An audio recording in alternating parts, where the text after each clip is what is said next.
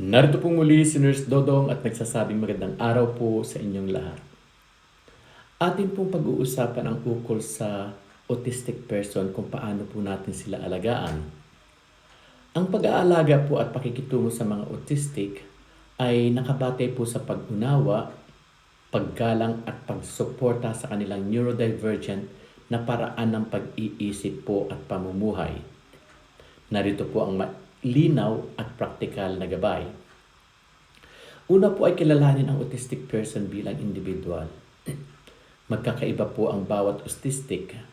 May iba't ibang strengths, sensitivities at support needs. Iwasan po natin ang pag-aakalang pare-pareho po sila.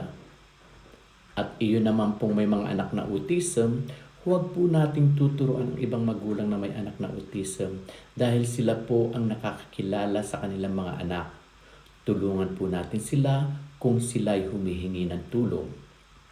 Makinig sa kanila o sa pamilya nila kung ano ang epektibo. Pangalawa po ay irespeto ang sensory needs.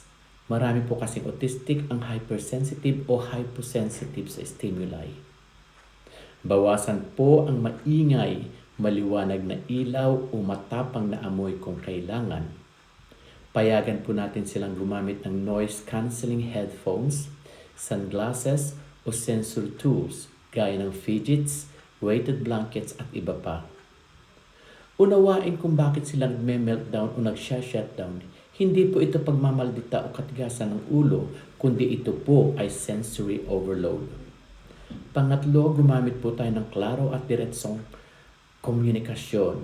Iwasan ang double meanings, sarcasms o figurative language kung hindi sila komportable rito. Gumamit po ng malinaw na instructions at expectations. Bigyan po sila ng oras para makapag-process ng impormasyon.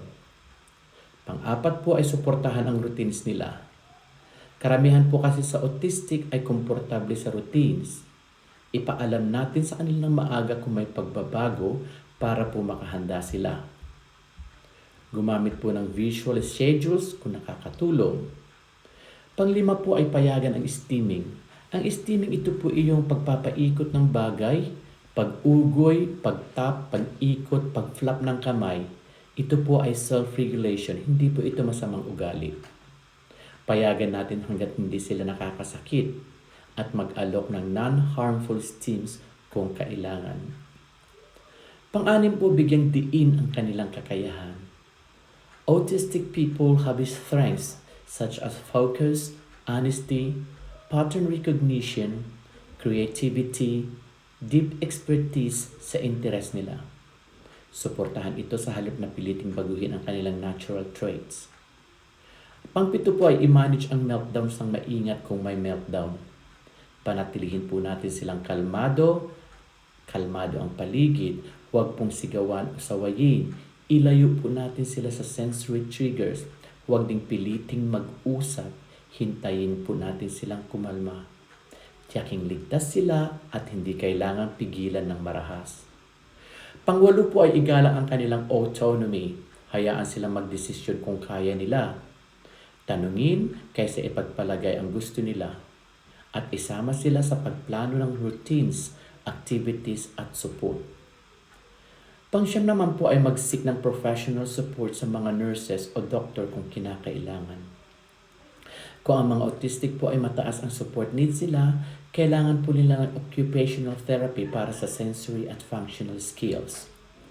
Speech language therapy kung may communication support needs.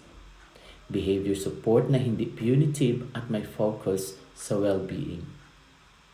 Iwasan po natin ang abusadong therapies tulad ng sobrang strict ABA, yun pong Applied Behavior Analysis. At pang-10 po, tanggapin at i-celebrate ang neurodiversity. Hindi po sakit ang autism, ito po ay neurodevelopmental difference. Ang goal ay hindi gawing normal ang autistic person, kundi tulungan sila maging ligtas, masaya at functional sa paraan na akma sa kanila. Mas maganda po kung tayo ay may kaalaman. Kung may gusto po kayong pag-usapan, comment, like, follow lang at i-share po natin ito. At pakitangkilikin na rin po natin ang aking YouTube channel at TikTok account, Nurse Dodong. Muli, ito po si Nurse Dodong at nagsasabing magandang araw po at maraming salamat sa suporta.